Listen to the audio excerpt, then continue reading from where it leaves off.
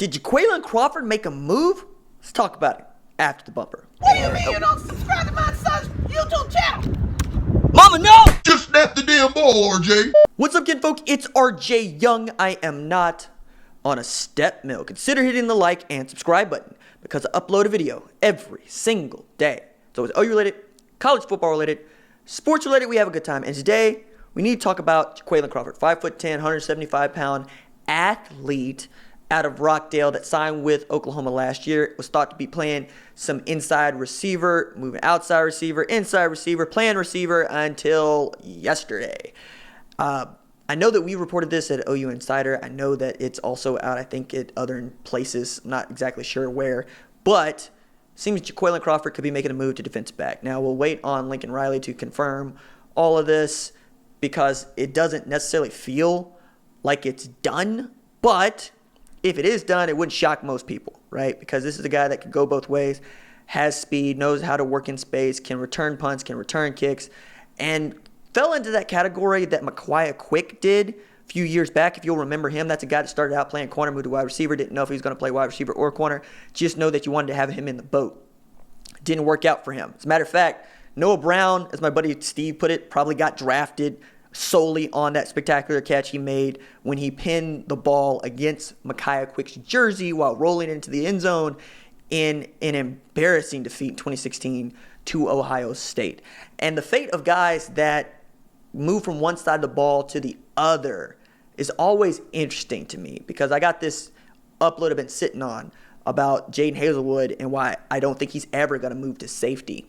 But in the cases of guys that do move to the other side of the ball, it's usually wide receiver to defensive back. It's almost never defensive back to wide receiver like Quick did. But the last guy that I can think of at Oklahoma that made that thing work is Tre Franks. And Tre Franks had all the speed in the world and had hands enough and then kind of fell off the map. I just don't like it from a standpoint of stability.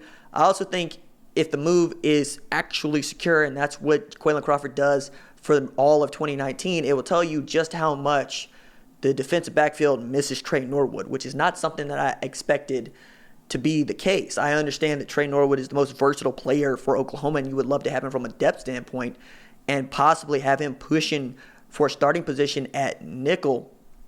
But when we're talking about mechanics and we're talking about skill and we're talking about the technique that it takes to play defensive back, it wasn't like he was your best technician.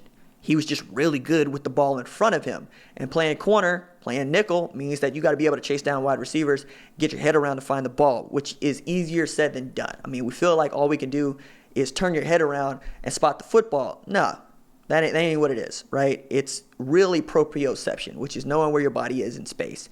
It's being able to manipulate your body and your eyes to locate an object that is flying through the air anywhere between 40, 60 miles an hour while it knows where it's going. And the guy who's supposed to catch it knows where he's supposed to be when he's going to catch it. And the job of the defensive back is just kind of fraught with peril. And I've always thought that you got to have your confidence up to 1,000,000 to play defensive back effectively. Matter of fact, as Mike Gundy said, I think this was actually really well said, when you have a wide receiver going up against a cornerback, wide receiver should win 7 out of 10. And if you got a guy that gets closer to 6 or 5 out of 10, you have an All-American corner. That's how difficult it is to do the job of covering a wide receiver in space, especially, with man-to-man coverage. And, that ain't necessarily what Oklahoma's been good at. Even so, you heard good things about Parnell Motley. You heard good things about Jordan Parker.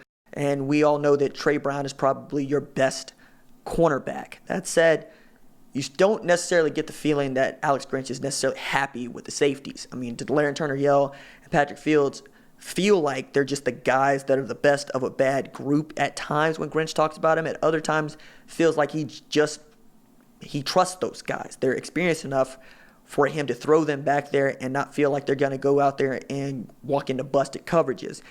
And I was thinking about the history of the safety position and Crawford being 5'10", 175, where he might fit, whether it be corner, as has been thrown around, safety, nickel. I mean, it's all on the table, especially when a guy is changing positions and finding out what his skill set allows for and doesn't allow for.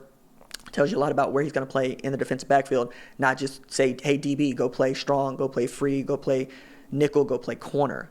Also how good are you at playing the boundary or the field when we're talking about corner? Are you good enough to line up with the other team's best wide receiver, no matter where that guy lines up, whether it be outside on the boundary of the field or in the slot?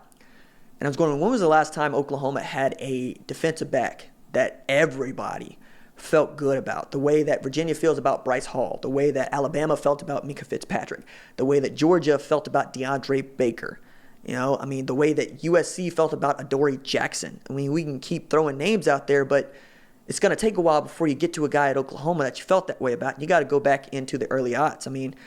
Folks that are, a little bit more above average as Sooner fans probably point to guys like, I don't know, maybe Antonio Perkins, right? You know that Roy Williams is going to be into that group. I almost said Roy Jones. That's where I stopped myself, like Roy Jones Jr.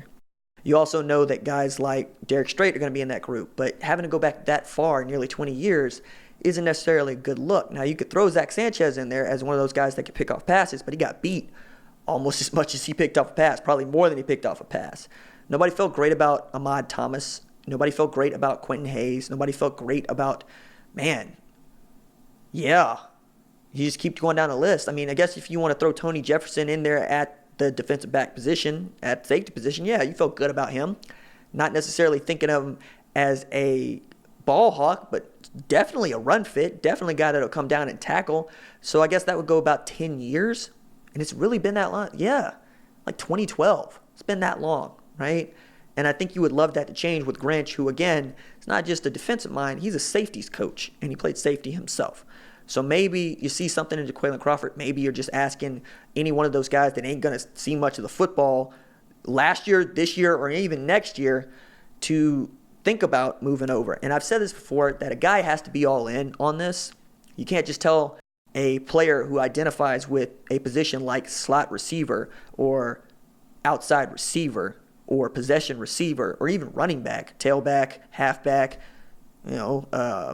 hammerback, fullback, to move to the other side of the ball unless they absolutely want to and they're absolutely buying into the position change, because you go from flying off the ball, coming off the ball at snap, to reacting, right? To using your reaction in a way that it's proactive. It's just a different mindset more than it is a different skill set, and it's that as well.